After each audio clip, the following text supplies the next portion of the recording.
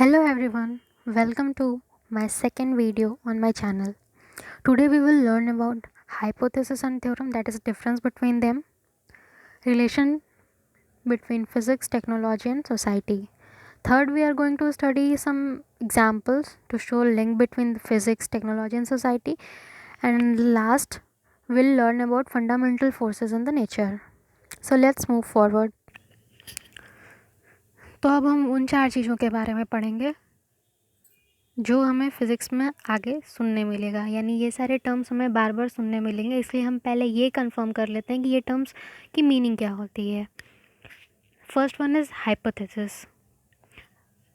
हाँ, पता है ये चारों टर्म्स ऐसे हैं जो सुनने में लगता है कि नहीं एक दूसरे से रिलेटेड है, बट जब इन्हें हम डिटेल में पढ़ते हैं तो पता चलता है ये रिलेटेड नहीं है और चारों सेम नहीं है, चारों की अलग मीनिंग्स है जो इन्हें डिफरेंट बनाती है। तो सबसे पहले will learn about hypothesis.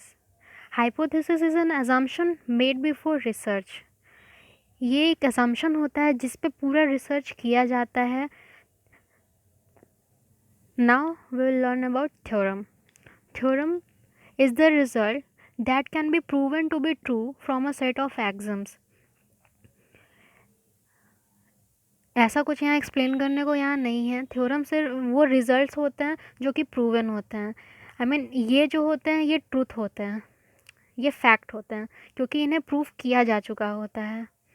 Theory theory is a set of ideas to explain why something is true.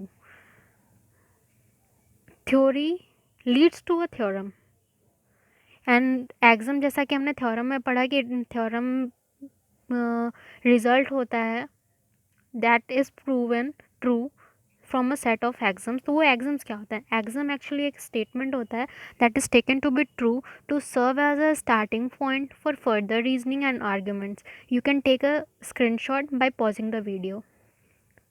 So I guess we can continue further. Physics, technology and society are inseparable partners of each other.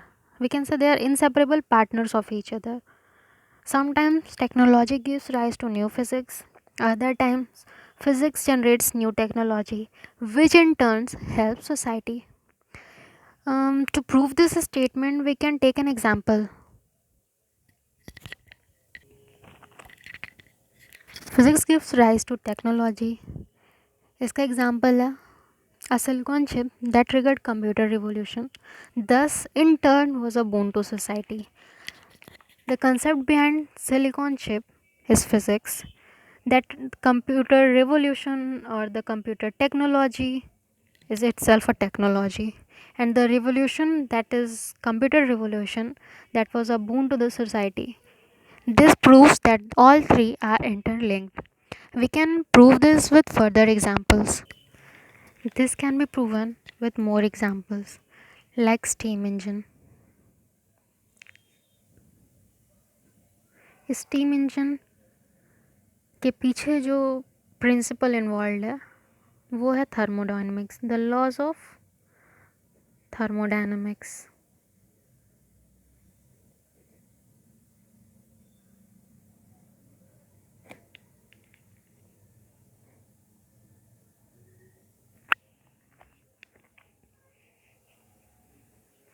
Same way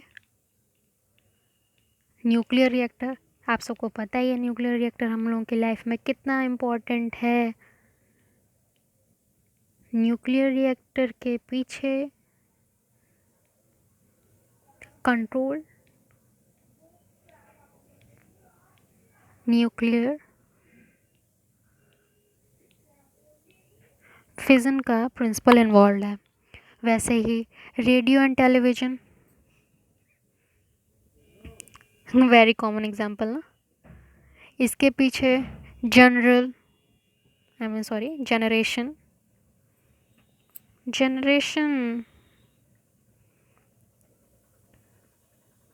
propagation and detection of electromagnetic waves involve है। यानी कि steam engine, nuclear reactor, radio and television, sonar, rocket propulsions, ऐसे बहुत सारी चीज़ें हैं, बहुत सारे इन्वेंशंस हैं जो कि ये स्टेटमेंट को प्रूव करते हैं कि फ़िज़िक्स, टेक्नोलॉजी और सोसाइटी में एक बहुत ही गहरा रिलेशन है।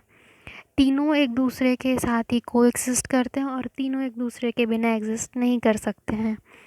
स्टीम इंजन के पीछे law of thermodynamics, nuclear reactor के पीछे control nuclear fission, radio and television के पीछे generation, propagation and detection of electromagnetic waves. और भी बहुत सारे एग्जाम्पल हैं, उनको या तो मैं लिंक में ऐड कर दूँगी, डिस्क्रिप्शन में लिंक डाल दूँगी, या नहीं तो फिर हम एक अलग से वीडियो बना के डाल देंगे। ओके, ये सारे जितने भी लॉज यहाँ हैं हम आगे 11th-12th में पूरा डिटेल में स्टडी करने वाले हैं। So let's move forward to the fourth, fundamental forces in nature. Now we will learn about fundamental forces. So there are four types of fundamental forces.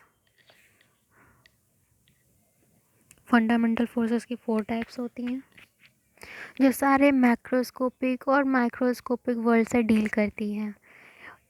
Now we'll look for the types of fundamental forces. First type, gravitational force. Second one,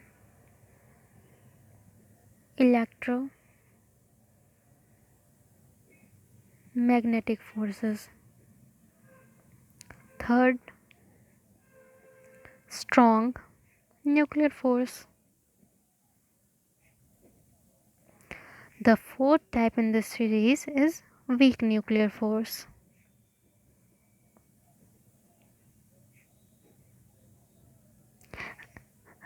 एक point है, भले इसका नाम weak nuclear force है, ये week होती है but ये चारों फोर्सेस में सबसे वीक नहीं होती है.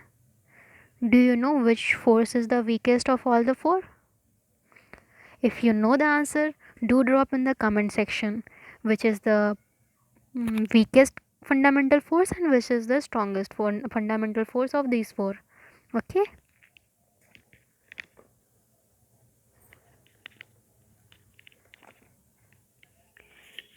ये चारों फोर्सेस हमारी पूरी फिज़िक्स का बेस है, ये सारे आधार है. इन सब के बारे में will learn about these in detail in the coming videos. Till then take care, study hard and rock. Bye.